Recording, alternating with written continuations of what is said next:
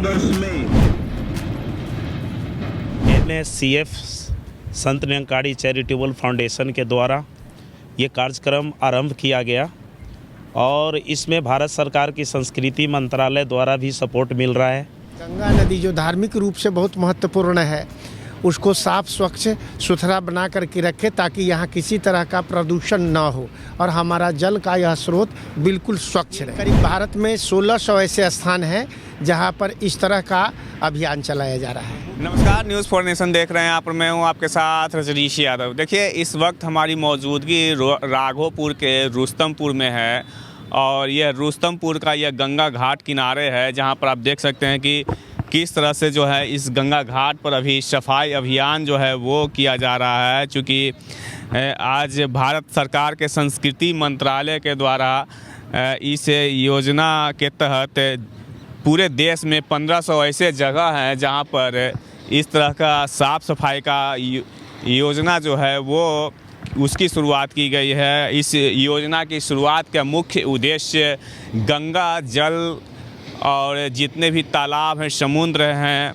या फिर कुआं है, उसके पानी को अविरल बनाना है, यानी साफ़ सुथरा बनाना है और मानव जीवन में उपयोग के लायक इसको बनाना है। उस अभियान के तहत निरंकारी संस्था जो है वो इस योजना के तहत आज पूरे गंगा घाट की साफ़ सफाई अभियान में लगे हुए हैं। हालांकि हम जो तस्वीरें दिखा रहे हैं आपको वो तेजस्वी यादव जी का विधानसभा क्षेत्र राघोपुर के रुस्तमपुर की है, जहां पर आज इस संस्था के द्वारा यह सफाई अभियान जो है वो चलाया जा रहा है। चूँकि भारत सरकार के संस्कृति मंत्रालय इसको सपोर्ट कर रहा है और उसी के तहत जो है यह संस्था जो है पूरी तरह से आगे आया है और गंगा घाट किनारे जो भी कूड़े कचरे हैं यहाँ पर या फिर जितनी भी गंदगी है उसकी सफाई की जा रही है। आप चारों तरफ अगर हम अपने सहयोगी को कहेंगे कि कैमरा पैन करके थोड़ा सा दिखाइए तो देखिए ये साफ़ सफाई का पूरा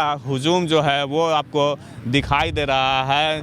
लोग किस तरह से संस्था के द्वारा किस तरह से लोग जो हैं वो सफाई अभियान करने में लगे हुए हैं। इसी पर विशेष जानकारी के लिए हम बात करेंगे, यहाँ पर लोग हैं उनसे हम जुड़ेंगे और जानेंगे कि आखिर इस परियोजना का मुख्य उद्देश्य क्या है।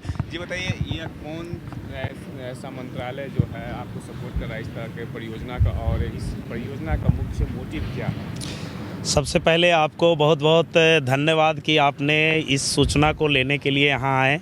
आपके चैनल को भी बहुत बहुत धन्यवाद। और ये जो है संत निरंकारी मिशन के द्वारा NSCF Sant Nirankari charitable foundation के द्वारा ये कार्यक्रम आरंभ किया गया और इसमें भारत सरकार की संस्कृति मंत्रालय द्वारा भी सपोर्ट मिल रहा है कि भारत के लगभग 1600 ऐसे स्थल जो जल के स्रोत है जिसको सफाई किया जा रहा है। समय के सद्गुरु माता सुदीक्षा जी के असीम कृपा से ये अवसर मिला है। प्रोजेक्ट का नाम है अमृत प्रोजेक्ट के द्वारा स्वच्छ जल स्वच्छ मन के तहत जल की सफाई हो रही है। आप बताइए, इस परियोजना का मुख्य उद्देश्य क्या है? जी, इस परियोजना का मुख्य उद्देश्य है कि हम अपने मानव समाज में यह संदेश दें कि हमें गंगा नदी जो धार्मिक रूप से बहुत महत्वपूर्ण है उसको साफ स्वच्छ सुथरा बना करके रखे ताकि यहाँ किसी तरह का प्रदूषण ना हो और हमारा जल का यह स्रोत बिल्कुल स्वच्छ रहे। ये हमारा मोटिव। ऐसे कितने जगह हैं जहाँ पर इस तरह का अभियान? ये करीब भारत में 1600 ऐसे स्थान हैं जहाँ पर इस तरह का अभियान चलाया जा रहा है। मुख्य रूप से अगर बात की जाए तो कौन कौन से ऐसे जगह है जहाँ पर इस तरह की साफ़ सफाई की जा रही है? कौन से आते हैं? ये पूरे भारत में 1600 संभाग में बांटा गया है और ये प्रत्येक संभाग का नाम लेना तो थोड़ा कठिन है, लेकिन हमारे पटना में भी कार्यक्रम हो रहे हैं, राघोपुर में भी हो रहे हैं, वैशाली ज़िले के अन्य दूसरे जगह जैसे चेचर वगैरह में भी, वहाँ जो कोनहारा घाट हो रहा है हाजीपुर में, वहाँ पर भी हमारा ये सब कार्यक्रम निरंकारी मिशन द्वारा हो रहा है। गंगा जल किनारे या फिर किसी जगह पर ये वैसे जगह पर हो रहा है जो प्राकृतिक रूप से हमारा जल का स्रोत है, वैसे जगह पर।